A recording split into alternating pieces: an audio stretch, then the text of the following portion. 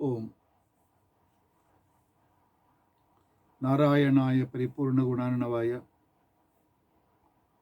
ವಿಶ್ವೋದಯ ಸ್ಥಿತಿಲಯೋನ್ನಿಯತಿಪ್ರದಾಯ ಜ್ಞಾನಪ್ರದಾಯ ವಿಬುಧಾಸುರಸೌಖ್ಯ ದುಃಖ ಸತ್ಕಾರಣಾಯ ವಿತತಾಯ ನಮೋ ನಮಸ್ತೆ. ಅಭ್ರಮಂ ಭಂಗರಹಿತಂ ಅಜಡಂ ವಿಮಲಂ ಸದಾ ಆನಂದ ತೀರ್ಥಮತುಲಂ ಭಜೆ ತಾಪತ್ರಯಾಪಹಂ. ಭವತಿ ಅದನುಭಾವಾದೇಡಮೂಕೋಪಿ ಭಗ್ಮೆ ಜಡಮತಿರಪಿ ಜಂತುರ್ಜಾಯತೆ ಪ್ರಾಜ್ಞಮೂಲೆ. ಸಕಲ ವದನಚೇತೋ ನೇಚತ ವಚನಚೇತೋ ದೇವತಾ ಭಾರತೀ ಸ ಮಮ ವಚಸಿ ನಿಧತ್ತಾಂ ಸನ್ನಿಧಿಂ ಮಾನಸೆ. ಅಸ್ಮದ್ಗುರು ಸಮಾರಂಭ ಟೀಕಾಕೃತ್ಪಾದ ಮಧ್ಯಗಾಂ ಶ್ರೀಮದಾಚಾರ್ಯ ಪರ್ಯಂತಾಂ ವಂದೇ ಗುರು ಪರಂಪರಾಂ. ವಿದ್ಯಾಯಾಂ ವಿಬುಧಾಚಾರ್ಯಂ ವೇದಜ್ಞಾನಾಪ್ತಿ ಚಂದಿರಂ ದುರ್ಮತಧ್ವಾಂತಮಾರ್ಥಾಂಡಂ ಸತ್ಯಧ್ಯಾನಮನಿಂ ಭಜ. ಪಂಚಾಶದ್ವರ್ಷಪರ್ಯಂತಂ ಸತತಂ ರಾಮಪೂಜಕ ಶ್ರೀ ಸತ್ಯಪ್ರಮೋದ ಗುರುರಾಟ್ ಹಾಸತಾಂನೋ ಹೃದಂಬರೆ. ಬಂಧುಸ್ತ್ವಂ ಗುರುರಿಷ್ಟದೈವತಮಿತಿ ತತ್ಪಾದ ಪಂಕೇರ್ಹಂ ಪ್ರಾಪ್ತಂ ಮಾಂ ಪರಿಪಾಲಯೇತಿ ಸತತಂ ಯಾಚೆ ನಿಬದ್ಧಾಂಜಲಿ. ಚಿತ್ತಂ ಮತ್ಗುಣದೋಷ ಚಿಂತನ ವಿಧೌ ನೂನಂ ಮನಂ ಮಾ ಕೃತಃ. ಶ್ರೀ ಸತ್ಯಾತ್ಮಗುರು ತ್ವದಂಗ್ರಿಯುಗಲಂ ಹಿತ್ವಾ ನಮೇ ಸದ್ಗತಿ. ಯೈರಹಂ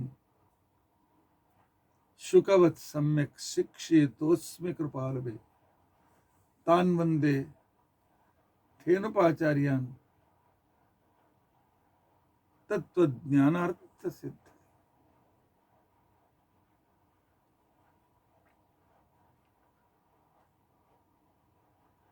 ಶ್ರೀ ಗುರುಭ್ಯೋ ನಮಃ. ಹರಿ ಓಂ ಹರಿ ಓಂ ಹರಿ ಓಂ. ಹರೇ ರಾಮ ರಾಮ ರಾಮ ಹರೇ ಹರೇ, ಹರೇ ಕೃಷ್ಣ ಕೃಷ್ಣ ಕೃಷ್ಣ ಹರೇ ಹರೇ. ಹರೇ ರಾಮ ರಾಮ ರಾಮ ಹರೇ ಹರೇ, ಹರೇ ಕೃಷ್ಣ ಕೃಷ್ಣ ಕೃಷ್ಣ ಹರೇ ಹರೇ. ಹರೇ ರಾಮ ರಾಮ ರಾಮ ಹರೇ ಹರೇ, ಹರೇ ಕೃಷ್ಣ ಕೃಷ್ಣ ಕೃಷ್ಣ ಹರೇ ಹರೇ. ಹರೇ ರಾಮ ರಾಮ ರಾಮ ಹರೇ ಹರೇ, ಹರೇ ಕೃಷ್ಣ ಕೃಷ್ಣ ಕೃಷ್ಣ ಹರೇ ಹರೇ. ಶ್ರೀ ಗುರುಭ್ಯೋ ನಮಃ. ಹರಿ ಓಂ ಹರಿ ಓಂ ಹರಿ ಓಂ.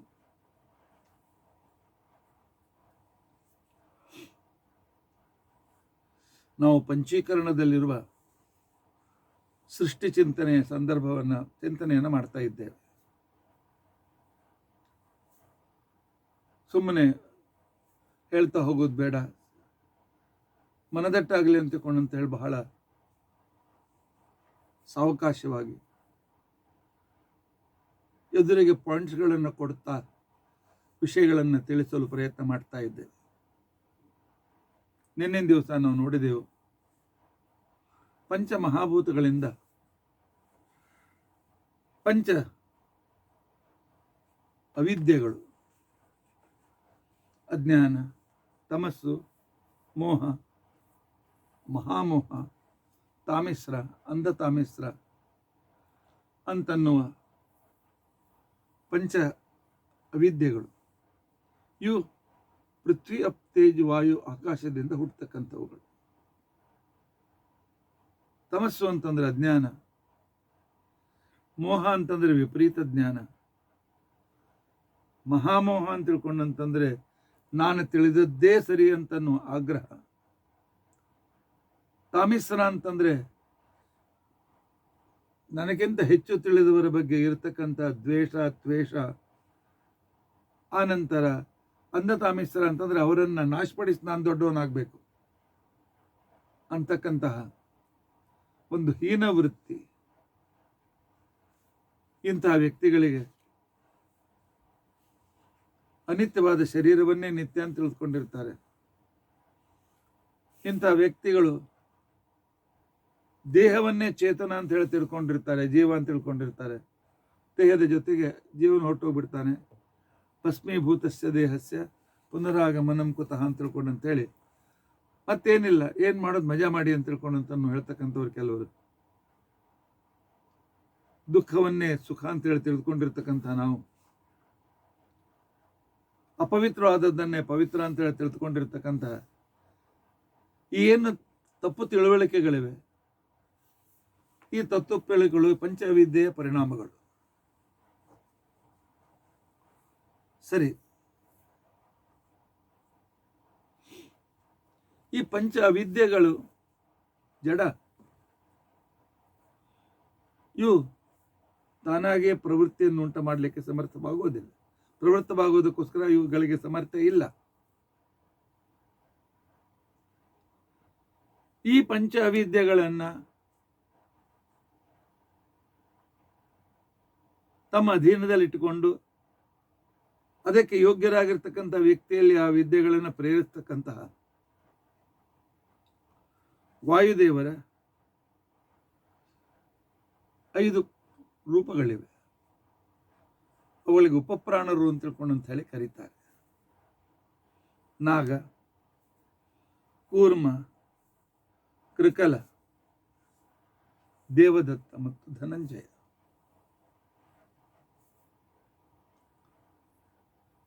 ಆ ವಾಯುದೇವರು ಈ ಅಜ್ಞಾನದ ಅಭಿಮಾನಿಗಳಾಗಿ ಪ್ರೇರಕರಾಗಿ ಬಂದ ಮೇಲೆ ಇವುಗಳು ಆಯಾ ವ್ಯಕ್ತಿಯ ಯೋಗ್ಯತಾನುಸಾರವಾಗಿ ವ್ಯಕ್ತಿಯ ಮನಸ್ಸನ್ನು ಆಕಲನ ವ್ಯಾಪಿಸಿ ಅವನನ್ನು ತಪ್ಪುದಾರಿಗೆ ಪ್ರೇರಿಸುತ್ತವೆ. ಆದರೆ ಇದನ್ನು ಮಾಡುವುದಕ್ಕೋಸ್ಕರ ವಾಯುದೇವರು ಸ್ವತಂತ್ರರೇ ಇಲ್ಲ. ಪರಮಾತ್ಮ ಅನುಗ್ರಹದಿಂದ ಮಹಾಬಲಿಷ್ಠರು, ಸರ್ವಜ್ಞರು ಎಲ್ಲವೂ ಸಿಜ. ಆದರೆ ಪರಮಾತ್ಮನಿಂದ ಇಲ್ಲದೆ ಇವರ ಅಸ್ತಿತ್ವವೂ ಕೂಡ ಇಲ್ಲ. ಹೀಗಾಗಿ ಈ ಪಂಚಮಹಾ ಅವಿದ್ಯೆಗಳ ಅಭಿಮಾನಿ ದೇವತೆಗಳು ಯಾರು ಅನ್ನೋದನ್ನು ಚಿಂತನೆ ಮಾಡಬೇಕು. ಈ ಚಿಂತನೆ ಮಾಡಿದ್ದು ಕೂಡ ಭಗವಂತನ ಒಂದು ವಿಶಿಷ್ಟವಾಗಿರ್ತಕ್ಕಂಥ ಧ್ಯಾನವಾಗಿ ಪರಿಣಮಿಸ್ತದೆ. ಕ್ರಮವಾಗಿ ಇಲ್ಲಿ ನೋಡಿ, ಸ್ವಲ್ಪ ಬೋರ್ಡಿನ ಕಡೆ ಲಕ್ಷ್ಯ ಕೊಡಿ. ತಮಸ್ಸು ಅನ್ನುವ ಅವಿದ್ಯೆಗೆ ಭಾರತೀಪತಿ ನಾಗ ಅನ್ನುವ ಉಪಪ್ರಾಣ ಅಂತರ್ಗತನಾದ ಉಪಪ್ರಾಣ, ಅವರ ಅಂತರ್ಗತನಾಗಿರ್ತಕ್ಕಂಥ ದುರ್ಗಾ ದೇವಿಯ ಪತಿಯಾದ ಕ್ರುದ್ಧೋಲ್ಕ ಈ ತಮಸ್ಸನ್ನು ವಾಯುದೇವರ ಮುಖಾಂತರ ಅಯೋಗ್ಯ ಜೀವಿಗಳಿಗೆ ಪ್ರೇರಿಸ್ತಾನೆ. ತಮಸ್ಸು ಭಾರತೀಪತಿಯಾಗಿರ್ತಕ್ಕಂತಹ ನಾಗ ಅನ್ನುವ ಉಪಪ್ರಾಣ, ಅವನಲ್ಲಿರ್ತಕ್ಕಂತಹ ದುರ್ಗಾಪತಿ ಕ್ರುದ್ಧೋಲ್ಕ, ಅವರಿಂದ ಈ ತಮಸ್ಸಿನ ವ್ಯವಹಾರಗಳು ನಡೆಯುತ್ತವೆ. ಇನ್ನು ಎರಡನೇ ಅವಿದ್ಯೆ ಮೋಹ. ಈ ಮೋಹಕ್ಕೆ ನಂಬರ್ 2 ಕೂರ್ಮಾಂತರ್ಗತ. ಭಾರತೀಪತಿಯಾದ ಕೂರ್ಮ ಇದಕ್ಕೆ ಅಭಿಮಾನಿ ದೇವತೆ. ಇವನಿಗೆ ಪ್ರೇರಕನಾಗಿ ಅಲ್ಲಿ ಅಂಭೃಣೀಪತಿ ಅಂಬರಣಿ ಪ್ರತಿಯಾಗಿರ್ತಕ್ಕಂಥ ಮಹೋಲ್ಕ ಈ ಮೋಹಕ್ಕೆ ಮುಖ್ಯ ಪ್ರೇರಕ ವಾಯುದೇವರ ಮುಖಾಂತರ ಅಯೋಗ್ಯರಿಗೆ ಮೋಹವನ್ನು ಪ್ರೇರಣೆ ಮಾಡ್ತಾನೆ. ಇನ್ನು ಮೂರನೆಯದ್ದು ಮಹಾಮೋಹ. ಅದಕ್ಕೆ ಭಾರತೀಪತಿಯಾಗಿರ್ತಕ್ಕಂಥ ಕೃಕಲ ಅಂತನೂ ಉಪಪ್ರಾಣ. ಕೃಕಲ ಇಲ್ಲಿದೆ ನೋಡಿಕೊಳ್ಳಿ. ಕೃಕಲ ಅಂತಿಕೊಂಡಂತ ಉಪಪ್ರಾಣ ಅವನ ಅಂತರ್ಗತನಾಗಿರ್ತಕ್ಕಂತಹ ಮಹಾಲಕ್ಷ್ಮೀಪತಿಯಾಗಿರ್ತಕ್ಕಂಥ ವೀರ್ಯೋಲ್ಕ ಇವನು ಈ ವಾಯುದೇವರನ್ನು ಮತ್ತು ಈ ಅವಿದ್ಯೆಯನ್ನು ಪ್ರೇರಿಸ್ತಾನೆ. ಆನಂತರ ನಾಲ್ಕನೇ ಅವಿದ್ಯೆ ತಾಮಿಸ್ರ. ಇಲ್ಲಿದೆ ನೋಡಿ, ತಾಮಿಸ್ರ. ಅದಕ್ಕೆ ಭಾರತೀಪತಿಯಾಗಿರ್ತಕ್ಕಂತಹ ದೇವದತ್ತ ಅಂತಕ್ಕಂತಹ ಉಪಪ್ರಾಣ ಅಭಿಮಾನಿಯಾಗಿದ್ದರೆ ಆ ಉಪಪ್ರಾಣನ ಅಂತರ್ಗತನಾಗಿ ದಕ್ಷಿಣ ಅಂತನೋ ಮಹಾಲಕ್ಷ್ಮಿಯ ರೂಪದ ಪತಿಯಾಗಿರ್ತಕ್ಕಂತಹ ದ್ಯುಲ್ಕ ಅಂತನ್ನೋ ಹೆಸರಿನ ಭಗವಂತ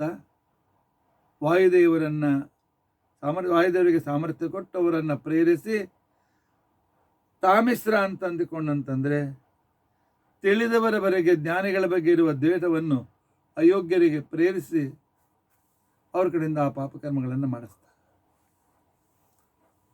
ಈ ರೀತಿಯಾಗಿ ತಮಸ್ಸಿಗೆ ಭಾರತೀಪತಿ, ನಾಗಾಂತರ್ಗತ ದುರ್ಗಾಪತಿ ಕ್ರುದ್ಧೋಲ್ಕ, ಮೋಹಕ್ಕೆ ಭಾರತೀಪತಿ, ಕುರ್ಮಾಂತರ್ಗತ ಅಂಬರಣೀಪತಿ ಮಹೋಲ್ಕ, ಆನಂತರ ಮಹಾಮೋಹಕ್ಕೆ ಭಾರತೀಪತಿ ಕೃಕಲಾಂತರ್ಗತ ಮಹಾಲಕ್ಷ್ಮೀಪತಿ ವೀರ್ಯೋಲ್ಕ, ತಾಮಿಸ್ರಕ್ಕೆ ಭಾರತೀಪತಿ ದೇವದತ್ತಾಂತರ್ಗತ ದಕ್ಷಿಣಾಪತಿ ದಕ್ಷಿಣ ಅಂತಿಕೊಂಡಂತಕ್ಕಂಥ ಮಹಾಲಕ್ಷ್ಮೀ ದೇವಪತಿಯಾದ ದ್ಯುಲ್ಕ. ಇವುಗಳನ್ನು ಯಾಕೆ ತಿಳ್ಕೊಳ್ಬೇಕು ಅಂತಂದರೆ ಇವರಿಗೆ ನಾವು ಪ್ರಾರ್ಥನೆ ಮಾಡಬೇಕು. ಎಲೆ ನಾಗಾಂತರ್ಗತ ದುರ್ಗಾಪತಿ ಕ್ರುದ್ಧೋಲ್ಕ, ನನ್ನಲ್ಲಿ ಮೋಹ ಬರದಂತೆ ನೋಡಿಕೋಪ, ತಮಸ್ಸು ಬರದಂತೆ ನೋಡಿಕೋ. ಎಲೆ ಭಾರತೀಪತಿ ಕೂರ್ಮಾಂತರ್ಗತ ಅಂಬರಣೀಪತಿ ಮಹೋಲ್ಕ, ನನ್ನಲ್ಲಿ ಮೋಹ ಬಾರದಂತೆ ನೋಡಿಕೋ ಅಂತನ್ನುವ ಪ್ರಾರ್ಥನೆಗೋಸ್ಕರ ಆ ಅವಿದ್ಯೆಗಳ ಅಭಿಮಾನಿ ದೇವತೆಗಳು ಅಲ್ಲಿರುವ ಮಹಾಲಕ್ಷ್ಮೀಪತಿ ಪರಮಾತ್ಮನ ಆ ಒಂದು ವಿಶಿಷ್ಟವಾಗಿರ್ತಕ್ಕಂಥ ರೂಪಗಳನ್ನು ನಾವು ತಿಳಿದುಕೊಳ್ಳಬೇಕು. ಈಗ ಐದನೆಯದ್ದು ಮಿಶ್ರ. ಬೋರ್ಡಿನ ಕಡೆ ಲಕ್ಷ್ಯ ಕೊಡಿ. ಈ ಅಂಧತಾಮಿಶ್ರ ಯಾವುದು ಜ್ಞಾನಿಗಳ ದ್ವೇಷ ಮಾಡೋದಕ್ಕೋಸ್ಕರ ನಮ್ಮನ್ನು ಯಾವಾಗಲೂ ಅಯೋಗ್ಯರಾದಂಥ ಹಸುರನ್ನು ಪ್ರೇರಣೆ ಮಾಡ್ತಾ ಇರ್ತದೆ. ಅದಕ್ಕೆ ಅಭಿಮಾನಿ ಭಾರತೀಪತಿ ಧನಂಜಯ ಅಂತ ತಿಳ್ಕೊಂಡಂತನ್ನುವ ಉಪಪ್ರಾಣ. ಆ ಧನಂಜಯ ಅಂತರ್ಗತನಾಗಿರ್ತಕ್ಕಂಥ ಜಯಾಪತಿ ಸಹಸ್ರೋಲ್ಕ ಅದರ ಅಭಿಮಾನಿ ದೇವತೆ. ಈ ರೀತಿಯಾಗಿ ತಮಸ್ಸು, ಮೋಹ, ಮಹಾಮೋಹ, ತಾಮಿಸ್ರ, ಅಂಧತಾಮಿಸ್ರಗಳಿಗೆ ಭಾರತೀಪತಿಯಾದ ನಾಗ, ಕೂರ್ಮ, ಕೃಕಲ, ದೇವದತ್ತ, ಧನಂಜಯ ಅನ್ನುವ ವಾಯುರೂಪಗಳು, ತದಂತರ್ಗತವಾಗಿರ್ತಕ್ಕಂತಹ ಕ್ರುದ್ಧೋಲ್ಕ, ಮಹೋಲ್ಕ, ವೀರ್ಯೋಲ್ಕ, ದ್ಯುಲ್ಕ, ಸಹಸ್ರೋಲ್ಕ ಅಂತಕ್ಕಂತಹ ಪರಮಾತ್ಮನ ರೂಪಗಳು, ಇವುಗಳ ಪ್ರೇರಕರು, ಅಭಿಮಾನಿಗಳಾಗಿ ಅಯೋಗ್ಯರಿಗೆ ತಪ್ಪುದಾರಿಯನ್ನು ತೆಗೆದುಕೊಂಡು ಹೋದಕ್ಕೋಸ್ಕರ ಸಹಾಯವನ್ನು ಮಾಡುತ್ತವೆ. ಇದಾದ ನಂತರ ಈ ಪಂಚ ಅವಿದ್ಯೆಗೆ ಉತ್ಪತ್ತಿಗೆ ಕಾರಣೀಭೂತವಾದ ಪಂಚ ಮಹಾಭೂತಗಳಿಗೆ ಯಾರು ಅಭಿಮಾನಿ ದೇವತೆಗಳು, ಅವರನ್ನು ನಾವು ತಿಳಿದುಕೊಳ್ಳೋದು ಬೇಡವೆ? ಅವರ ವಿವರಣೆ ಈ ಕ್ರಮದಲ್ಲಿ ಇದೆ. ಪಂಚಮಹಾಭೂತಗಳಲ್ಲಿ ಆಕಾಶಕ್ಕೆ ಪ್ರಾಣ ಮತ್ತು ಅನಿರುದ್ಧ. ಆಕಾಶ ಅಂತನ್ನುವ ಮಹಾಭೂತಕ್ಕೆ ಪ್ರಾಣರೂಪಿಯಾದ ವಾಯುದೇವರ ಅಂತರ್ಗತನಾದ ಅನಿರುದ್ಧ ಪ್ರಾಣ ಅಭಿಮಾನಿಯಾಗಿದ್ದರೆ ಅನಿರುದ್ಧ ಪ್ರೇರಕನಾಗಿದ್ದಾನೆ. ವಾಯು ಅಂತಕ್ಕಂತಹ ಎರಡನೇ ಮಹಾಭೂತಕ್ಕೆ ಅಪಾನ ಅಂತರ್ಗತನಾಗಿರ್ತಕ್ಕಂತಹ ಪ್ರದ್ಯುಮ್ನ ಅದಕ್ಕೆ ಪ್ರೇರಕನಾಗಿದ್ದಾನೆ. ಅಪಾನನು ಅದಕ್ಕೆ ಅಭಿಮಾನಿ ದೇವತೆಯಾಗಿದ್ದಾನೆ. ಮೂರನೇ ಮಹಾಭೂತ ಅಂತ ತಿಳ್ಕೊಂಡು ಅನಿಸ್ಕೊಳ್ಳುವ ವಾಯುವಿಗೆ ವ್ಯಾನ ಅಂತಕ್ಕಂತಹ ಪ್ರಾಣದೇವರು ಅಭಿಮಾನಿ ದೇವತೆಗಳಾಗಿದ್ದರೆ ಆವಾಗ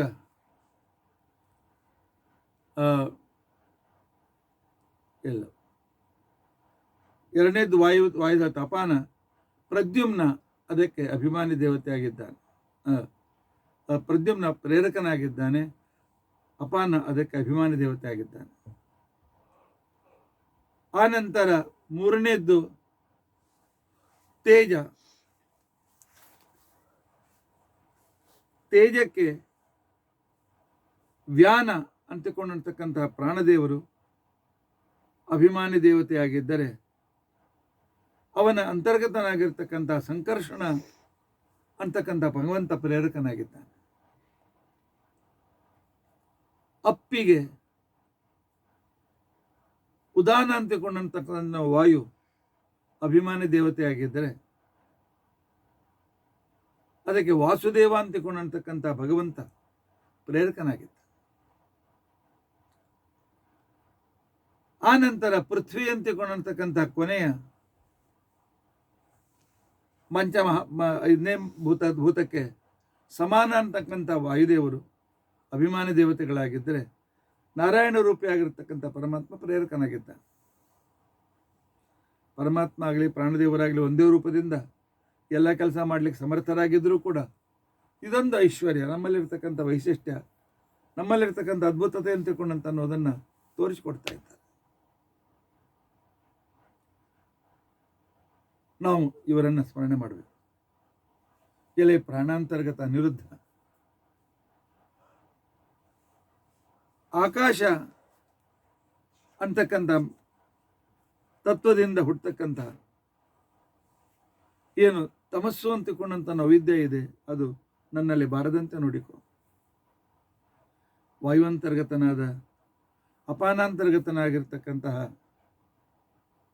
ಪ್ರದ್ಯುಮ್ನ,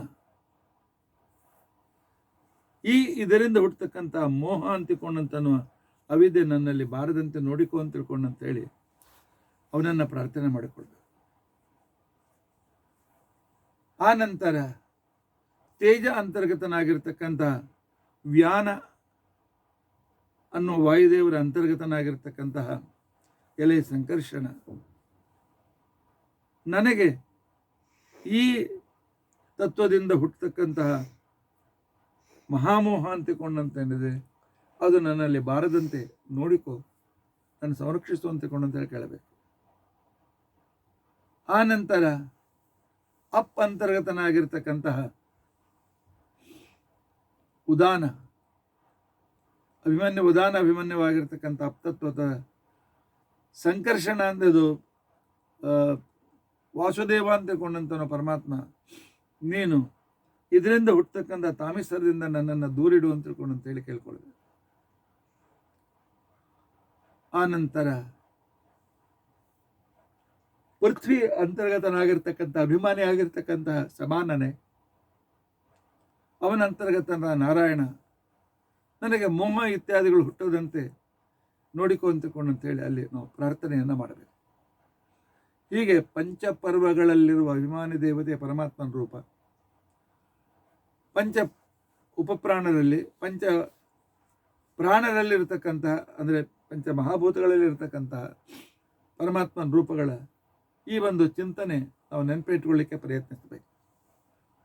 ನಾನು ಹೇಳ್ತಾ ಹೋಗ್ತೇನೆ, ನೀವು ಕೇಳ್ತಾ ಹೋಗ್ತೀರಿ, ನೆನಪಿರಲಿ ಅಂತೇಳಿ ಈ ರೀತಿಯಾಗಿರ್ತಕ್ಕಂಥ ನಿಮಗೆ ವಿವರಣೆಯನ್ನು ಕೊಟ್ಟಿದ್ದೇನೆ. ಸ್ವಲ್ಪ ಇದನ್ನು ಇನ್ನೊಮ್ಮೆ ಲಕ್ಷ್ಯ ಕೊಟ್ಟು ನೋಡಿ.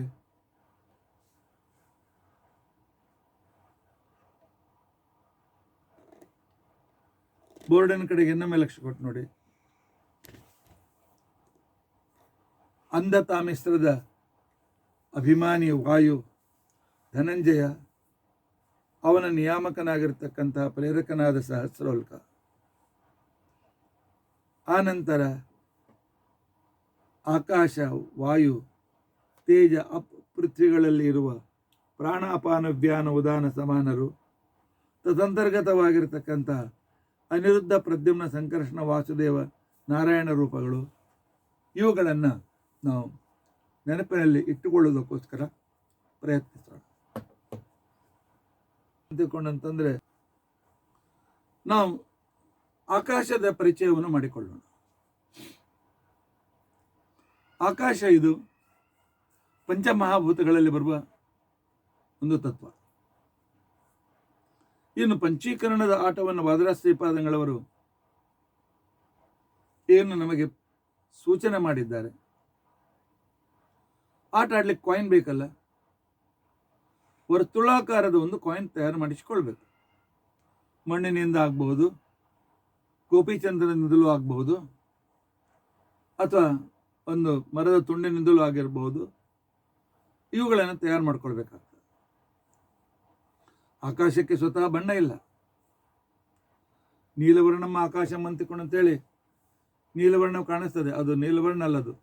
ಆಕಾಶದಲ್ಲಿರೋ ಸೂರ್ಯನ ಪ್ರಕಾಶದಿಂದ ಆ ಬಣ್ಣ ನಮಗೆ ಕಾಣಿಸ್ತಾ ಇದೆ. ಆದರೆ ಇಲ್ಲಿ ಆಟಕ್ಕೆ ಇರ್ತಕ್ಕಂಥ ಆ ವರ್ತುಲಾಕಾರದ ಕಾಯಿನಿಗೆ ಕಪ್ಪು ಬಣ್ಣ ಕೊಡಬೇಕು.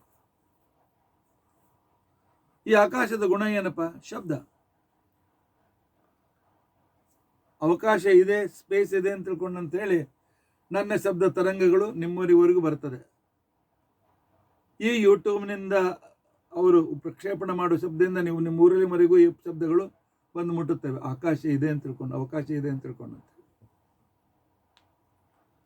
ಆನಂತರ ಪಂಚಮುಖೋ ರುದ್ರ ಅಂತ ತಿಳ್ಕೊಂಡು, ರುದ್ರದೇವರಿಗೆ 5 ಮುಖಗಳಿವೆ. ಈ ಪೃಥ್ವಿಯನ್ನು, ಯಾಕೆ ರುದ್ರದೇವರನ್ನು ನಾವು ಪಂಚಮಹಾಭೂತ ರೂಪದಿಂದಲೂ ಪೂಜೆ ಮಾಡಬಹುದು. ಕಲಶ ಇಟ್ಟು ಕಲಶದಲ್ಲಿ ರುದ್ರದೇವರನ್ನು ಆವಾಹನ ಮಾಡಿ ಪೂಜೆ ಮಾಡಬಹುದು. ಪೃಥ್ವಿ, ಮಣ್ಣಿನ ಒಂದು ಲಿಂಗವನ್ನು ತಯಾರಿಸಿ ರುದ್ರದೇವರನ್ನು ಪೂಜೆ ಮಾಡಬಹುದು. ನೀರಿನಲ್ಲಿ ರುದ್ರದೇವರನ್ನು ಪೂಜೆ ಮಾಡಬಹುದು. ಉರಿಯುವ ಅಗ್ನಿಯಲ್ಲಿ ರುದ್ರದೇವರನ್ನು ಪೂಜೆ ಮಾಡಬಹುದು, ಅದೇ ಅವರ ಪ್ರತಿಮೆ. ಬೀಸುವ ಗಾಳಿಯಲ್ಲಿ, ವಿಶಾಲವಾಗಿರತಕ್ಕಂಥ ಆಕಾಶದಲ್ಲಿ ರುದ್ರದೇವರ ಆವಾಹನ ಮಾಡಿ ನಾವು ಪೂಜೆ ಮಾಡಲಿಕ್ಕೆ ಬರ್ತದೆ. ಯಾಕೆ? ಅವರಿಗೆ ಮೂರ್ತಿ ಪೂಜೆ ಇಲ್ಲ. ಅದಕ್ಕೆ ಪಂಚಮಹಾಲಿಂಗ ಪೂಜಾ ಅಂತಕೊಂಡದ್ದು ಕೂಡ ಕರೀತಾರೆ. ಇರಲಿ, ಈ ಪೃಥ್ವಿ ತತ್ವದಲ್ಲಿರ್ತಕ್ಕಂಥ ಆ ರುದ್ರದೇವರ ಪಂಚಮುಖದಲ್ಲಿ ಈಶಾನ ಅಂತನ್ನೋ ಮುಖ ಇಲ್ಲಿ ಅಭಿವ್ಯಕ್ತವಾಗ್ತದೆ. ಇಲ್ಲಿ ಒಂದು ರೀತಿಯಿಂದ ಪಾರ್ವತೀ ದೇವಿ ರುದ್ರದೇವರ ಜೊತೆ ಇರ್ತಾಳೆ. ಇಲ್ಲಿರುವ ಶಕ್ತಿ ಯಾವುದು ಅಂತಂದ್ರೆ ಪರಾಶಕ್ತಿ ಅಂತ ಹೆಸರಿನ ಪಾರ್ವತೀ ದೇವಿ. ಆಟ ಆಡುವ ಕಾಯಿನಿನ ರೂಪ ವೃತ್ತಾಕಾರವಾಗಿರ್ತದೆ, ರೌಂಡ್ ಆಗಿರ್ತದೆ. ಆಕಾಶದ ಸ್ವಭಾವ ಏನು? ವ್ಯಾಪ್ತಿ, ಎಲ್ಲ ಕಡೆ ಹರಡುವಿಕೆ. ಇದಕ್ಕೆ ಪಂಚೀಕರಣ ಆಟದಲ್ಲಿ ಬಯಲತ್ವ, ಬಯಲು ಅಂತಂದ್ರೆ ನಮ್ಮೆಲ್ಲ ಬಯಲು ಅಂತಂದ್ರೆ ಖಾಲಿ ವಿಸ್ತಾರವಾದಂಥ ಜಾಗ ಅಂತ ಅರ್ಥ. ಅದಕ್ಕೆ ತ್ವ ಸೇರಿಸಿ ಅದಕ್ಕೆ ಭಾವವಾಚ ರೂಪವನ್ನು ಮಾಡಿ ಬಯಲತ್ವ ಅಂತ ಮಾಡಿದ್ದಾರೆ. ಇರಲಿ, ಒಟ್ಟು ಇಲ್ಲಿರ್ತಕ್ಕಂಥದ್ದು ವ್ಯಾಪಕತ್ವ, ಹರಡುವಿಕೆ ಅಂತನ್ನೋದೇನಿದೆ ಇದರ ಸ್ವಭಾವ. ಇಲ್ಲಿದ್ದ ಆಕಾಶದ ಕ್ರಿಯೆ ಏನು? ನಮಗೆ ಇರ್ಲಿಕ್ಕೆ ಸ್ಥಳ ಕೊಡುವ ಒಂದು ವಿಶಿಷ್ಟವಾದಂಥ ಅನುಗ್ರಹವೇ ಇದರ ಕ್ರಿಯೆ. ಈ ಪೃಥ್ವಿಗೆ ಒಡೆಯ ಅಂತಿಕೊಂಡಂತಾನೆ, ಆಕಾಶಕ್ಕೆ ಒಡೆಯ ಅಂತಿಕೊಂಡಂತಾನಿದ್ದಾರೆ ಪಂಚಮಹಾಭೂತಗಳನ್ನು ಹುಟ್ಟಿಸಿದ ರುದ್ರದೇವರು. ಅವರಿಗೆ ಪರಾಶಯ ಅಂತ ತಿಳ್ಕೊಂಡು, ಪರಾಶಿವ ಅಂತ ತಿಳ್ಕೊಂಡಂತ ಹೇಳ್ತಾರೆ. ಆನಂತರ ಪ್ರಣವದ ಉಚ್ಚಾರಣೆ ಸಂದರ್ಭದಲ್ಲಿ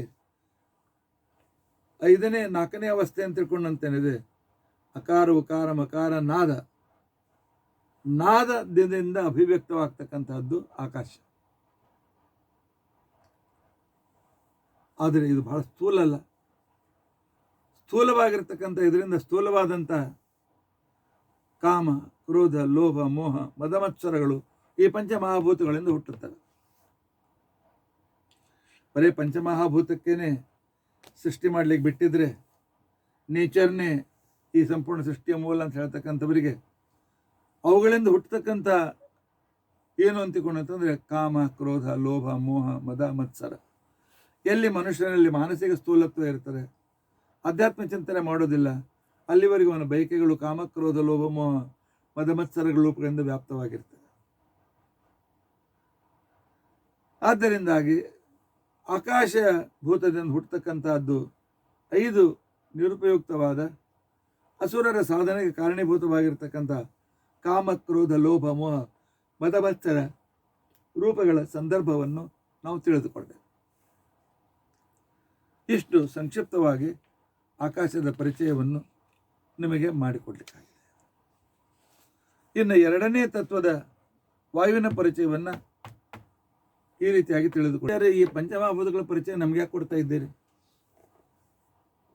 ಈ ತತ್ವಜ್ಞಾನ ಗೊತ್ತಿರಬೇಕು. ಪರಮಾತ್ಮ ನಮ್ಮೇನೇನು ಉಪಕಾರ ಮಾಡಿದ್ದಾನೆ, ಈ ಪಂಚಮಹಾಭೂತಗಳ ಮುಖಾಂತರ ನಮಗೆ ಯಾವ ರೀತಿ ಚಿಂತನೆ ಮಾಡೋದಕ್ಕೋಸ್ಕರ ಹಸ್ತಾ ಇದ್ದಾನೆ. ಈ ಗುಣಧರ್ಮದಿಂದ ನಮ್ಮ ಮೇಲಾಗುವ ಪರಿಣಾಮಗಳು, ಸರಿಯಾದ ಪರಿಣಾಮಗಳು, ದುಷ್ಪರಿಣಾಮಗಳೇನು, ಇದರ ದೇವತೆ ಯಾರು, ಇಲ್ಲಿರುವ ಶಕ್ತಿ ಯಾವುದು, ಇಲ್ಲಿರುವ ಪಂಚಮುಖರುದ್ರ ಅವರ ಮುಖ ಅವರ ಆರೂಪ ಯಾವುದು, ಇದನ್ನು ನಾವು ತಿಳಿದುಕೊಳ್ಳಲೇಬೇಕು. ಅವರ ಅಂತರ್ಗತ ಪರಮಾತ್ಮ ನೆನಪು ಮಾಡ್ತಾ ಇದ್ದರೆ ಅದೊಂದು ದೊಡ್ಡ ತಪಸ್ಸೆ ಆಗ್ತದೆ. ಈಗ 2ನೇ ತತ್ವ ಅಂತ ತಿಳ್ಕೊಂಡಂತೇನಿದೆ, ವಾಯು ತತ್ವನ ಗುಣಧರ್ಮಗಳನ್ನು ನಾವು ತಿಳಿದುಕೊಳ್ಳಲಿಕ್ಕೆ ಪ್ರಯತ್ನಿಸೋಣ. ಈ ತತ್ವದ ಹೆಸರು ವಾಯು. ಪಂಚೀಕರಣ ಆಟ ಆಗಬೇಕಾಗಿದ್ದರೆ 6 ಕೋಣಗಳ ಷಟ್ಕೋನದ ಒಂದು ಕಾಯಿನ್ ತಯಾರು ಮಾಡಿಕೊಳ್ಬೇಕು. ಷಟ್ಕೋನದ ಕಾಯಿನ್ ಇದ್ದರೆ ಅದು ವಾಯುವಿನ ಸಂಕೇತವಾಗಿರ್ತಕ್ಕಂಥ ಆ ಒಂದು ಆಟದ, ಪಗಡೆ ಆಟದ ಕಾಯಿನ್ಸ್ ಇರ್ತದಲ್ಲ, ಪಗಡೆ ಆಟದ ಬೇರೆ ಬೇರೆ ಆಕೃತಿ, ಅಥವಾ ಇದರಲ್ಲಿ ಶತರಂಜದಲ್ಲಿ ಕೂಡ, ಚೆಸ್ನಲ್ಲಿ ಕೂಡ ಬೇರೆ ರಾಜನ ಮುಖ, ಸೇನಾಪತಿ, ಕುದುರೆ ಹೀಗಿರ್ತದಲ್ಲ, ಹಾಗೆ ಇಲ್ಲಿ ಸಂಕೇತ ಷಟ್ಕೋನ. ಆನಂತರ ಈ ತತ್ವದ ಹೆಸರು ವಾಯು. ಇದರ ಬಣ್ಣ, ಆಕಾಶಕ್ಕೆ ವಾಯುವಿಗೆ ಬಣ್ಣ ಇದೆಯಾ? ಇಲ್ಲ. ಆದರೆ ಆಟಕ್ಕೆ ಬೇಕಲ್ಲ, ಅದಕ್ಕೆ ಈ ಷಟ್ಕೋನದ ಕಾಯಿನ್ಗೆ ನೀಲಿ ಬಣ್ಣ ಹಚ್ಚಬೇಕು. ನೀಲಿ ಬಣ್ಣದ ಇದೊಂದು ಆಟದ ವಸ್ತು ಆಗ್ತದೆ. ಆನಂತರ ಇದರ ಗುಣ, ವಾಯುವಿನ ಗುಣ ಸ್ವಚ್ಛತ್ವ. ಕೆಲವು ಪುಸ್ತಕಗಳಲ್ಲಿ ಸ್ವೇಚ್ಛಾ ಅಂತ ಕೊಟ್ಟಿದ್ದಾರೆ, ತಪ್ಪದೆ. ಇದು ಸ್ವಚ್ಛತ್ವ. ಯಾವಾಗಲೂ ವಾಯು ನಿರ್ಲಿಪ್ತವಾಗಿರ್ತದೆ. ಸುಗಂಧ ಬರೋದು ಅದ್ರ ಜೊತೆಗೆ ಬಂದಿರತಕ್ಕಂಥ ಧೂಳಿಕಣಗಳ ಅಥವಾ ಪರಾಗಕಣಗಳ ಅದು ಆ ರೀತಿಯಾಗಿರ್ತಕ್ಕಂಥ ಆಗ್ರಹಣವಾಗಿರ್ತದೆ. ದುರ್ಗಂಧ ಪ್ರದೇಶ ಮೇಲಿಂದ ಬಂದ ಗಾಳಿಯಲ್ಲಿರ್ತಕ್ಕಂಥ ಕಣಗಳ ಗುಣಧರ್ಮ ಅದು, ವಾಯುವಿನ ಗುಣಧರ್ಮ ಅಲ್ಲ. ವಾಯು ಯಾವಾಗಲೂ ಸ್ವಚ್ಛವೇ, ಸ್ವಚ್ಛವಾಗಿ ಇರ್ತಕ್ಕಂಥ ತತ್ವ. ಈ ವಾಯು ತತ್ವದಲ್ಲಿರುವ ಪಂಚಮುಖ ರುದ್ರರ ಮುಖ ತತ್ಪುರುಷ ಅಂತ ಕೊಡುವಂತ ಹೆಸರಿನ ಒಂದು ಮುಖ. ಇಲ್ಲಿರುವ ಶಕ್ತಿ ರೂಪದ ರುದ್ರದೇವರ ಹೆಸರು ಸದಾಶಕ್ತಿ ಅಂತ ತಿಳ್ಕೊಂಡಂತ ಹೇಳಿ, ಅವರ ಹೆಸರನ್ನು ಇಲ್ಲಿ ನಾವು ಕೊಟ್ಟಿದ್ದೇವೆ. ಆ ಸದಾಶಕ್ತಿ ಅಂತ ತಿಳ್ಕೊಂಡಂತ ರೂಪ, ಇದನ್ನ ನೀವು ನೆನಪಿಟ್ಕೊಳ್ಳಿ. ಆ ನಂತರ ಇದರ ರೂಪ ಹೇಗಿರ್ತದೆ ಅಂತ ತಿಳ್ಕೊಂಡಂತಂದ್ರೆ ಷಟ್ಕೋಣವಾಗಿರ್ತದೆ. ಗಾಳಿಯ ಸ್ವಭಾವವನ್ನು ಯಾವಾಗಲೂ ಬೀಸ್ತಾ ಇರೋದು, ತಿರುಗಾಡ್ತಾರೆ, ಒಂದು ಕಡೆ ಒಂದು ನಿಮಿಷ ಕೊಡೋದಿಲ್ಲ. ಇಲ್ಲಿ ಯಾವ ರೂಪದಿಂದ ವಾಯುದೇವರು ಈ ವಾಯುತತ್ವವನ್ನು ನೇಮನ ಮಾಡ್ತಾ ಇದ್ದಾರೆ ರುದ್ರದೇವರು. ಅಂದರೆ ಸದಾಶಿವ ರೂಪದಿಂದ ನೇಮನವನ್ನು ಮಾಡ್ತಾ ಇದ್ದಾರೆ.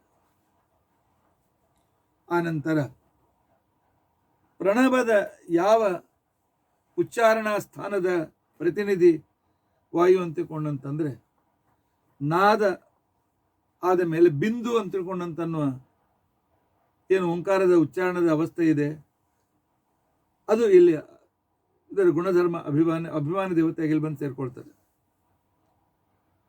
ಈ ರೀತಿಯಾಗಿ ವಾಯುವಿನ ಸಂಕ್ಷಿಪ್ತ ಪರಿಚಯ. ಇಂತಹ ವಾಯು ಏನು ಕೆಲಸ ಮಾಡ್ತದೆ? ಹರಡುವ ಕೆಲಸವನ್ನು ಮಾಡ್ತದೆ. ಮೊದಲನೇ ಗುಣ ಪ್ರಸರಣ. ಪ್ರಸರಣ ಅಂತ ತಿಳ್ಕೊಂಡಂತಂದರೆ, ಪ್ರಸ್ತಾರಣ ಅಂತ ಕೆಲವು ಪುಸ್ತಕ ಪ್ರಿಂಟ್ ಮಾಡಿದ್ದಾರೆ, ತಪ್ಪಿದೆ. ಅದು ಹರಡುವಿಕೆ ಅಂತ ಅರ್ಥ. ಎರಡನೇದು ಆಕುಂಚನ. ಎಲ್ಲ ಎರಡೂ ಕಡೆಯಿಂದ ಗಾಳಿ ಬಂದರೆ ಧೂಳೆಲ್ಲ ಬಂದು ಒಂದೇ ಕಡೆ ಆಗ್ತದೆ. ಆಕುಂಚನ ಮುದುಡುವಿಕೆ, ಪ್ರಸರಣ ಹರಡುವಿಕೆ. ಇದು ವಾಯುವಿನ ಗುಣ. ವಾಯುವಿನಿಂದ ಹುಟ್ಟತಕ್ಕಂತಹದ್ದು ಮೂರನೇದೇನು ಅಂತಿಕೊಂಡಂತಂದರೆ ಸ್ಥಿರತೆ. ಮೋಡಗಳಿಗೆ ಸ್ಥೈರ್ಯವನ್ನು ಕೊಡ್ತಾರೆ. ಗಾಳಿ ಬೀಸೋರು ಗಟ್ಟಿಯಾಗಿ ಹಾಗೆ ನಿಂತ್ಕೊಂಡಿರ್ತವೆ, ಸ್ಥಿರವಾಗಿರ್ತವೆ. ಆ ನಂತರ ಇದರ ಗುಣ ಉಡ್ಯಾಣ. ಅನುವಾದ ಮಾಡೋರು ಉದ್ಯಾನ ಅಂತ ಮಾಡಿದ್ದಾರೆ, ತಪ್ಪಿದೆ. ಉಡ್ಯಾಣ, ಹಾರಿಸಿಕೊಂಡು ಹೋಗಬೇಕು. ಗಾಳಿ ಜೋರಾಗಿ ಬೀಸ್ತಾ ಇದ್ರೆ ಏನು ಬೇಕಾದ್ರೂ ಹಾರಿಸ್ಕೊಂಡು ಹೋಗ್ತದೆ. ಈ ಗುಣಧರ್ಮವೇ ಪಕ್ಷಿಗಳಲ್ಲಿರೋದ್ರಿಂದ ಪಕ್ಷಿಗಳು ಆಕಾಶದಲ್ಲಿ ಹಾರಾಡುತ್ತವೆ. ಆ ನಂತರ ಕೊನೆಗೆ ಎಲೆ ಬಿದ್ದಂತೆ ಗಾಳಿಯಿಂದ ಎಲೆಗಳು ಬೀಳ್ತವೆ. ಹೀಗಾಗಿ ಆಕುಂಚನ, ಪ್ರಸರಣ, ಆನಂತರ ಸ್ಥಿರತೆ, ಉಡ್ಯಾಣ ಮತ್ತು ಪತನ, ಈ ರೀತಿಯಾಗಿರ್ತಕ್ಕಂಥ 5 ವಿಶಿಷ್ಟವಾದ ಗುಣಗಳಿಂದ ಕೂಡಿರ್ತಕ್ಕಂಥದ್ದು ಈ ವಾಯು ಅಂತಿಕೊಂಡಂತನ್ನುವ ತತ್ವ. ಈ ತತ್ವವನ್ನು ಕೊಟ್ಟು ಪರಮಾತ್ಮ ನಮಗೆ ನಾವು ಉಸಿರಾಡಿಸುವಂತೆಯೂ ಮತ್ತು ಪ್ರಕೃತಿಯ ಸಂದರ್ಭಗಳನ್ನು ಸಹನೆ ಮಾಡುವಂತೆಯೂ ನಮಗೆ ಉಪಕಾರ ಮಾಡತಕ್ಕಂಥ ತತ್ವವಾಗಿದೆ ವಾಯು ತತ್ವ. ಪರಮಾತ್ಮ ಮಿರಾಕಲ್ ಆಗೇನು ಚೇಷ್ಟೆ ಮಾಡಲಿಲ್ಲ, ಎಷ್ಟು ಸೂಕ್ಷ್ಮವಾಗಿ ಮಿಶ್ರಣ ಮಾಡಿದ್ದಾನೆ ನೋಡಿಕೊಳ್ಳಿ. ಇದೆಲ್ಲ ಇದು ಭೂತವಾಯು, ವಾಯುದೇವರ ಬೇರೆ. ನಮಗೆ ಎದುರು ಕಾಣಿಸ್ತಕ್ಕಂಥ ಅನುಭವಕ್ಕೆ ಬರ್ತಕ್ಕಂಥ ವಾಯುವಿನಲ್ಲಿರ್ತಕ್ಕಂಥ ಎಷ್ಟು ಗುಣಧರ್ಮಗಳಿವೆ.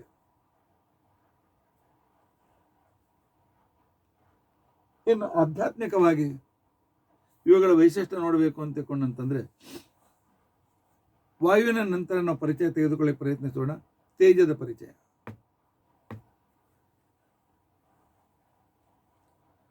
ಆ ನಂತರ ಇಲ್ಲಿರ್ತಕ್ಕಂತಹ ಪ್ರೇರಕ ದೇವತೆ ರುದ್ರದೇವರು.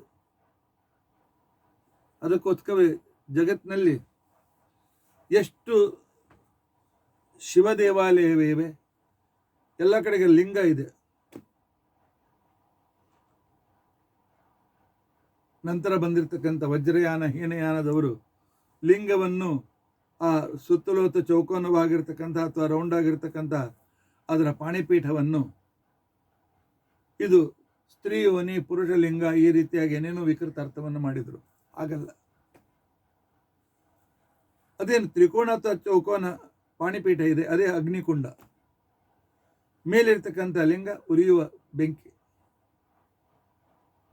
ಇನ್ನು ನೀವು ದಕ್ಷಿಣಕ್ಕೆ ಹೋದರೆ ಈ ಬೆಂಕಿ ಅಂತ ಉರಿತಕ್ಕಂಥ ರೀತಿಯ ಲಿಂಗಗಳಿವೆ. ಅದರಿಂದಾಗಿ ಅಗ್ನಿಯಲ್ಲಿ ಪೂಜೆ ಮಾಡಬೇಕು ಅಂತಿದೆ. ಅಗ್ನಿಯಲ್ಲಿ ಪೂಜೆ ಮಾಡುವಾಗ ಅಧ್ವೈರ್ಯವಿನಲ್ಲಿ ಯಾವನು ಅಧ್ವರ್ಯ ಇರ್ತಾನೆ ಅವನು ರುದ್ರದೇವರು ಬಂದು ಕೂತ್ಕೊಳ್ತಾರೆ. ಯಜ್ಞಕ್ಕೆ ರುದ್ರದೇವರ ಅತ್ಯಂತ ಅವಶ್ಯಕತೆ ಇದೆ. ಆ ನಂತರ ಈ ತೇಜದಿಂದಾಗಿ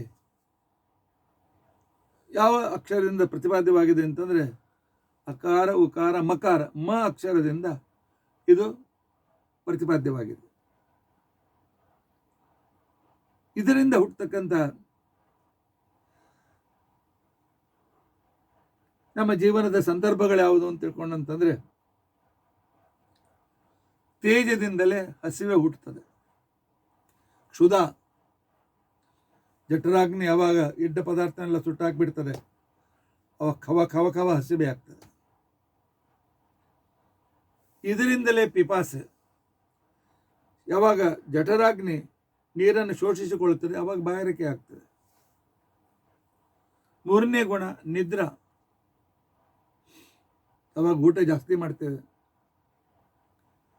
ಯಾವಾಗ ಸ್ವಲ್ಪ ಹೆಚ್ಚಿಗೆ ಓಡಾಡ್ತೇವೆ, ಒಳಗಿಂದ ಅಗ್ನಿ ಪ್ರಜ್ವಲಿತವಾಗ್ತದೆ, ಅದು ನಮಗೆ ಆಲಸ್ಯ ಮತ್ತು ನಿದ್ರೆಯನ್ನು ಕೊಡ್ತದೆ.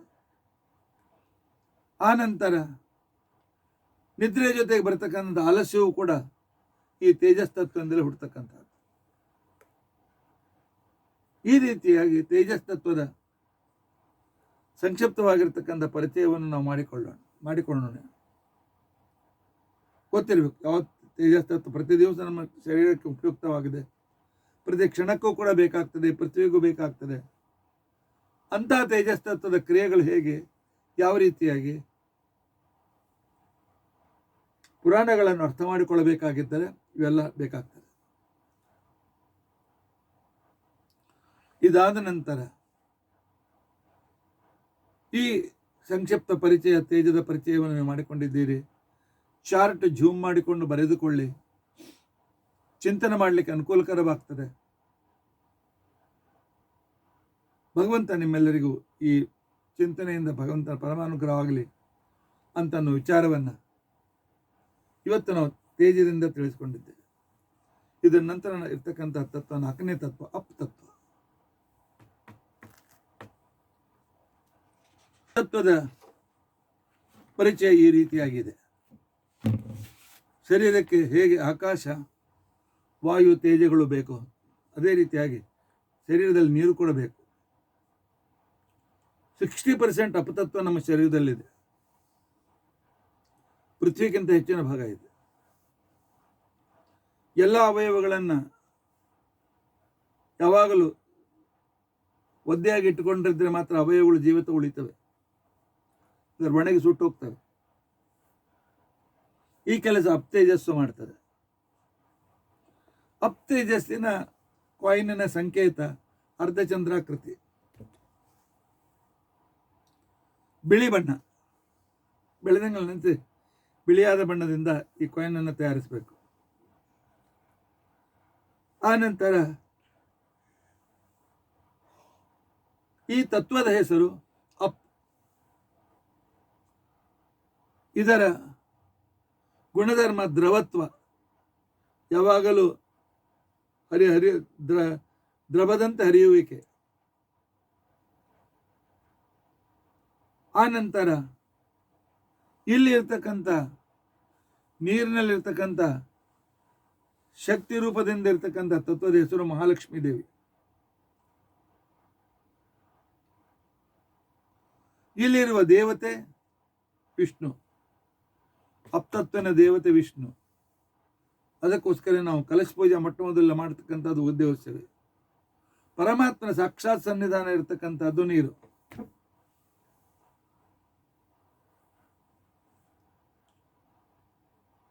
ಆ ನಂತರ ಆಟದಲ್ಲಿ ಇದರ ರೂಪ ಅರ್ಧಚಂದ್ರಾಕೃತಿ. ಸ್ವಭಾವದಲ್ಲಿ ಇದು ಮಧುರ.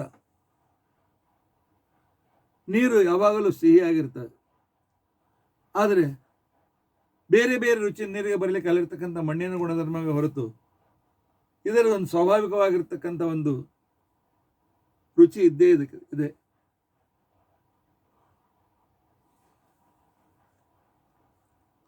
ಆ ನಂತರ ಇದರ ಕ್ರಿಯೆ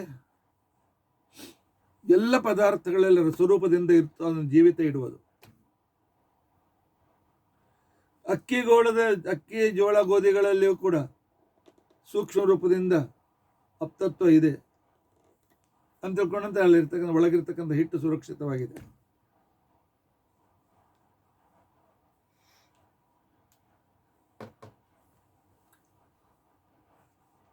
ಹಾಗನ್ನುವಾಗ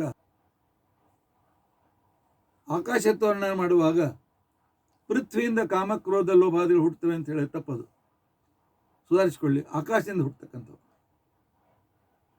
ಕಾಮ, ಕ್ರೋಧ, ಲೋಭ, ಮೋಹ, ಮದ ಮತ್ಸರಗಳು ಇವು ಆಕಾಶ ತತ್ವದಿಂದ ಹುಟ್ಟತಕ್ಕಂಥವುಗಳು. ಏಕೆ ಏನಂತ ಪ್ರತ್ಯೇಕ ಅಭ್ಯಾಸ ಮಾಡಬೇಕು. ಅಪ್ತತ್ವದಿಂದ ನಮಗೆ ಹುಟ್ಟತಕ್ಕಂಥದ್ದೇನು ಇಲ್ಲ. ಈ ಅಪ್ತತ್ವಕ್ಕೆ ದೇವತೆ ವಿಷ್ಣು. ಅದರಿಂದ ನೀರಿನಲ್ಲಿ ನಾವು ಪರಮಾತ್ಮನ ಪೂಜೆ ಮಾಡ್ತೇವೆ. ಕಲಶಸ್ಯ ಮುಖೇ ವಿಷ್ಣು ಕಂಠೆ ಎದ್ದು ಸಮಾಶ್ರಿತ. ಪರಮಾತ್ಮ 101 ರೂಪಗಳನ್ನು ಆ ನೀರಿನಲ್ಲಿ ಆವಾಹನ ಮಾಡ್ತೇವೆ. ಆ ನಂತರ ಪರಮಾತ್ಮನ ಉಚ್ಚತ್ವ, ಉತ್ತಮತ್ವ, ಸರ್ವೋತ್ತಮತ್ವವನ್ನು ತೋರಿಸುವ ಉ ಅಕ್ಷರ ಈ ಅಪ್ತತ್ವದಲ್ಲಿರ್ತಕ್ಕಂಥ ಭಗವಂತನಿಂದ ವಾಚ್ಯವಾಗಿದೆ. ಪರಮಾತ್ಮ ಎಷ್ಟು ರೀತಿಯಿಂದ ಉಪಕಾರ ಮಾಡ್ತಾ ಇದ್ದಾನೆ ನೋಡಿಕೊಳ್ಳಿ. ನಾನು ಹೇಳ್ತಾ ಹೋಗಿದ್ದೇನೆ, ಪ್ರತಿಯೊಂದು ಬಹಳ ವಿಸ್ತರಿಸಲಿಲ್ಲ, ವಿಸ್ತಾರ ಭಯದಿಂದ. ಆದರೆ ಈ ಚಾರ್ಟ್ ನೀವು ನೆನಪಿಟ್ಕೊಳ್ಳಿ. ಟಿವಿ ಚಾನಲ್ ಅಥವಾ ಮೊಬೈಲ್ನ ನೋಡುವಾಗ ಸ್ವಲ್ಪ ಹೊತ್ತು ಅದನ್ನು ಜೂಮ್ ಮಾಡಿ ಬರೆದುಕೊಂಡ ನಂತರ ಮುಂದೆ ಹೋಗ್ಬೋದು. ಈ ಅಪ್ತತ್ವದಿಂದ ಪುರುಷರಲ್ಲಿ ವೀರ್ಯ, ಹೆಣ್ಣು ಮಕ್ಕಳಲ್ಲಿ ಗರ್ಭಾಶ್ರಯದಲ್ಲಿರ್ತಕ್ಕಂತಹ ಶೋಣಿತ, ಆ ನಂತರ ನಮ್ಮ ಶರೀರದಲ್ಲಿರ್ತಕ್ಕಂಥ ಮೇಧಸ್ಸು, ಮಜ್ಜ, ರಕ್ತ, ಮನುಷ್ಯನ ಶರೀರಕ್ಕೆ ಬೇಕಾಗಿರ್ತಕ್ಕಂಥ ಸಪ್ತಧಾತುಗಳಲ್ಲಿ ತ್ವಕ್, ಚರ್ಮ, ಮಾಂಸ, ಹೃದಯ, ಮೇಧೋ, ಮಜ್ಜ, ಸ್ನಾಯು, ಅಸ್ಥಿ ಇವೆಲ್ಲವೂ ಕೂಡ ಹುಟ್ಟಿದ್ದು ಅಪ್ತತ್ವದಿಂದ. ಹೀಗಾಗಿ ಆಯಾ ದೇವತೆಗಳು, ಈ ದೇವತೆಗಳ ಅಭಿಮಾನಿ ದೇವತೆಗಳಿಂದಲೂ ಕೂಡ ಅಪ್ತತ್ವವು ಯುಕ್ತವಾಗಿದೆ. ಕಲಿಯುಗದಲ್ಲಂತೂ ಜೀವಿತ ಇರಬೇಕಾಗಿದ್ದ ನೀರು ಬೇಕೇ ಬೇಕು. ಅಲ್ಲಿದ್ದ ಪರಮಾತ್ಮ ಹೇಳ್ತಾನೆ, ರಸೋಹಂ ಅಪ್ಸು ಕೌಂತೆಯ, ನೀರಿನಲ್ಲಿ ತೃಪ್ತಿದಾಯಕನಾಗಿದ್ದುಕೊಂಡು ನಿಮ್ಮೆಲ್ಲರಿಗೂ ನಾನು ತೃಪ್ತಿ ಕೊಡ್ತೇನೆ, ನಾನು ಉಪಕಾರ ಸ್ಮರಿಸಿ ಅಂತೇಳಿ ಅಂತೇಳಿ ಪರಮಾತ್ಮ ಬಹಳ ಸ್ಪಷ್ಟವಾಗಿ ಹೇಳಿದ್ದಾನೆ. ಇದರ ಶಕ್ತಿ ಸ್ವರೂಪವಾದಂಥ ರೂಪ ಲಕ್ಷ್ಮೀ ರೂಪ. ಎಷ್ಟು ಅದ್ಭುತವಾಗಿರ್ತಕ್ಕಂಥ ಕ್ರಮ ಇದು ನೋಡಿಕೊಳ್ಳಿ. ಆದರೆ ಇದರಿಂದ ಹುಟ್ಟತಕ್ಕಂಥ ಏನು ಶಾರೀರಿಕವಾದ ಶಕ್ತಿ ಇತ್ಯಾದಿಗಳಿವೆ, ಅವುಗಳ ಕಡೆಗೂ ಲಕ್ಷ್ಯ ಕೊಡಬೇಕು. ಇಲ್ಲಿವರೆಗೂ 4 ತತ್ವಗಳ ಪರಿಚಯ. ಈಗ 5ನೇ ತತ್ವ ಪೃಥ್ವಿ ತತ್ವದ ಪರಿಚಯವನ್ನು ಮಾಡಿಕೊಳ್ಳೋದಕ್ಕೋಸ್ಕರ ನಾವು ಪ್ರಯತ್ನಿಸೋಣ. ಈ ತತ್ವದ ಹೆಸರು ಪೃಥ್ವಿ ಅಂತ ತಿಳ್ಕೊಂಡು ಅಂತ ಹೇಳಿ, ಪೃಥ್ವಿ ಅಥವಾ ಪೃಥ್ವಿ ಅಂತ ತಿಳ್ಕೊಂಡು ಅಂತ ಹೇಳಿ ಇದಕ್ಕೆ ಹೆಸರು. ಯಾಕೆ ದಪ್ಪವಾಗಿದೆ, ಪೃಥುವಾಗಿದೆ, ಒಳ್ಳೆ ದುಂಡಗಾಗಿರ್ತಕ್ಕಂಥ, ಆದ್ದರಿಂದ ಇದಕ್ಕೆ ಪೃಥ್ವಿ ಅಂತ ತಿಳ್ಕೊಂಡು ಅಂತ ಹೇಳಿ ಹೆಸರು. ಇನ್ನೊಂದು ಪೃಥ್ವಿರಾಜನಿಂದ ಡೆವಲಪ್ಮೆಂಟ್ ಆಗಿದೆ ಅಂತ ಭಾಗವತದಲ್ಲಿ ಬರ್ತಕ್ಕಂಥ ಪೃಥ್ವಿರಾಜನ ಕಥೆಯ ಪ್ರಕಾರ ಅತ್ಯಂತ ಪರಿಪುಷ್ಟವಾದ್ದರಿಂದ ಇದಕ್ಕೆ ಪೃಥ್ವಿ ಅಂತ ತಿಳ್ಕೊಂಡು ಅಂತ ಹೇಳಿ ಹೆಸರು. ಆಟ ಆಡುವಾಗ ಇದರ ಸಂಕೇತ ಚತುಷ್ಕೋಣ, ಚೌಕೋನ, ಸ್ಕ್ವೇರ್. ಅದಕ್ಕೆ ಹಳದಿ ಬಂಗಾರದ ಬಣ್ಣ ಬಡಿಬೇಕು. ಅದಕ್ಕೋಸ್ಕರ ಬಂಗಾರದ ಬಣ್ಣದಿಂದ ಇರ್ತಕ್ಕಂಥ ಕಾಯಿನ್ ಅನ್ನು ಉಪಯೋಗಿಸ್ಬೇಕು. ಆ ನಂತರ ಇದನ್ನು ಗುರುತಿಸುವುದು ಹೇಗೆ? ಪೃಥ್ವಿ ತತ್ವ ಇದೆ, ಪೃಥ್ವಿಯಲ್ಲಿ ಒಂದು ಪೃಥ್ವಿ ತತ್ವ ಇದೆ ಅಂತ ಗುರುತಿಸೋದು ಹೇಗೆ? ನೀರು ಹಾಕಿ ನೆಲದ ಮೇಲೆ ಒಂದು ವಾಸನೆ ಬರ್ತದಲ್ಲ, ಒಂದು ಪರಿಮಳ ಬರ್ತದೆ, ಅದೇ ಪೃಥ್ವಿ ತತ್ವದ ಗುಣಧರ್ಮ. ಗಂಧವತಿ ಪೃಥ್ವಿ. ಆ ನಂತರ ಇಲ್ಲಿಯ ದೇವತೆ ಸದ್ಯೋಜಾತ ಅಂತಿಕೊಂಡಂತ ರುದ್ರದೇವರು. ಈ ತತ್ವದ ಇರತಕ್ಕಂಥ ಶಕ್ತಿ ಸ್ವರೂಪ ಸರಸ್ವತಿ ದೇವಿ.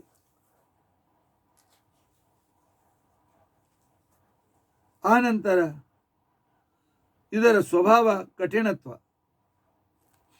ರೂಪ ಚತುಷ್ಕೋಣ. ಇದರ ಕ್ರಿಯೆ ಜಗತ್ತಿನಲ್ಲಿ ಸೃಷ್ಟಿಯನ್ನು ಮುಂದುವರಿಸುವಿಕೆ. ಈ ಪೃಥ್ವಿ ದೇವತೆ ಯಾರು? ಬ್ರಹ್ಮದೇವರು. ಆದ್ದರಿಂದಾಗಿ ಯಾವ ಅಕ್ಷರದಿಂದ ಇದು ಪ್ರತಿಪಾದ್ಯವಾಗಿದೆ ಅಂತ ತಿಳ್ಕೊಂಡಂತಂದ್ರೆ ಅಕಾರ ಅಕ್ಷರದಿಂದ ಇದು ಪ್ರತಿಪಾದ್ಯವಾಗಿದೆ. ಇದನ್ನು ನಾವು ತಪ್ಪದೆ ನೆನಪೇ ಇಟ್ಕೊಳ್ಬೇಕು. ಇಷ್ಟು ಇದರ ಸಂಕ್ಷಿಪ್ತವಾಗಿರ್ತಕ್ಕಂಥ ಪರಿಚಯ. ಈ ಪೃಥ್ವಿ ತತ್ವ ಯಾವಾಗ ತತ್ವವಾಗಿ ಪರಿಣಮಿಸ್ತದೆ, ಇಂಥ ಸಂದರ್ಭದಲ್ಲಿ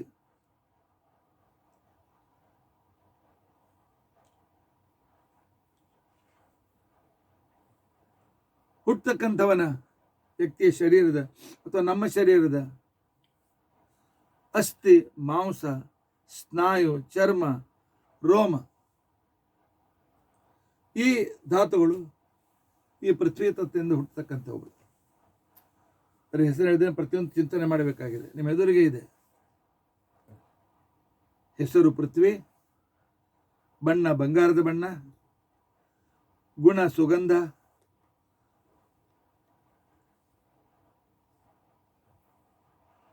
ಮುಖ ಸದ್ಯೋಜಾತ ಅಂತ ರುದ್ರದೇವರು ಇಲ್ಲಿ ಪ್ರಸಿದ್ಧರಾಗಿದ್ದಾರೆ. ಶಕ್ತಿ ರೂಪದಿಂದ ಸರಸ್ವತಿ ದೇವಿ ಇದ್ದಾಳೆ. ರೂಪದಿಂದ ಚತುರ್ಮುಖ ಬ್ರಹ್ಮದೇವರಿದ್ದಾರೆ. ಇಲ್ಲ, ಇದು ರೂಪ ಚತುಷ್ಕೋಣ.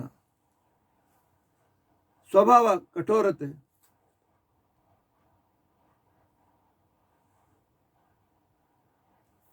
ಸ್ವಭಾವದ ಕ್ರಿಯೆ ಸೃಷ್ಟಿ ಮಾಡಬೇಕಾಗಿದ್ದರೆ ಬೇಕಾಗಿರ್ತಕ್ಕಂಥ ದೇವತೆ ಚತುರ್ಮುಖ ಬ್ರಹ್ಮದೇವರು.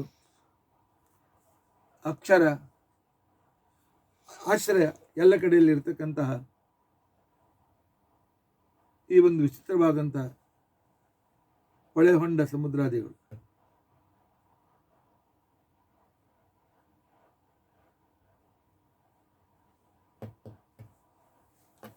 ಓಂಕಾರದಲ್ಲಿರ್ತಕ್ಕಂಥ ಅಕಾರದಿಂದ ಪೃಥ್ವಂತರ್ಗತನಾಗಿರ್ತಕ್ಕಂಥ ಪರಮಾತ್ಮ ಅವನು ತನ್ನ ಸಾಧನೆಯನ್ನು ಮಾಡ್ತಾನೆ, ಸಾಧನೆ ನಾಟಕವನ್ನು ಮಾಡ್ತಾನೆ ಪರಮಾತ್ಮ. ಈ ಪೃಥ್ವಿಯ ಸೂಕ್ಷ್ಮ ತತ್ವಗಳಿಂದ ಅಸ್ಥಿ ಎಲುಬುಗಳು ಹುಟ್ಟುತ್ತವೆ, ಮಾಂಸ ಹುಟ್ಟುತ್ತದೆ, ಸ್ನಾಯುಗಳು ಹುಟ್ಟುತ್ತವೆ. ಆ ನಂತರ ಚರ್ಮ, ನಮ್ಮ ಚರ್ಮ ಕೂಡ ಪೃಥ್ವಿ ತತ್ವದ ಪ್ರಾಧಾನ್ಯದಿಂದ ಯುಕ್ತವಾಗಿದೆ. ಆನಂತರ ನಮ್ಮ ರೋಮಗಳು, ಇವೆಲ್ಲೂ ಕೂಡ ಪೃಥ್ವಿ ತತ್ವದಿಂದಲೇ ಹುಟ್ಟತಕ್ಕಂಥವುಗಳು.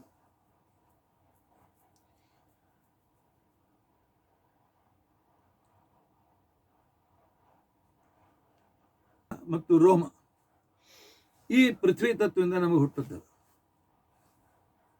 ಅಂದ್ರೆ ಪರಮಾತ್ಮ ಈ ಜಡತತ್ವಗಳನ್ನು ಕೊಟ್ಟು ನಮ್ಮ ಮೇಲೆ ಎಷ್ಟು ಉಪಕಾರವನ್ನು ಮಾಡಿದ್ದಾನೆ. ಆಗಲೇ ಹೇಳಿದಂತೆ ಅವರು ಅಭಿಮಾನಿ ದೇವತೆಗಳು, ನಿಯಾಮಕ ಪರಮಾತ್ಮನು ಕೂಡ ನೆನಪು ಮಾಡಿಕೊಳ್ಳಿ. ಈ ಪೃಥ್ವಿ ತತ್ವದ ಮತ್ತೊಮ್ಮೆ ಪುನಃ ಸಂಕ್ಷಿಪ್ತ ಪರಿಚಯ. ಹೆಸರು ಪೃಥ್ವಿ, ಬಣ್ಣ ಸುವರ್ಣ ಬಣ್ಣ, ಚತುಷ್ಕೋನದ ಕೊಯ್ನು, ಗಂಧ ಇದರ ಪರಿಚಯವನ್ನು ಮಾಡಿಕೊಡ್ತಕ್ಕಂಥ ಇದರ ಗುಣಧರ್ಮ.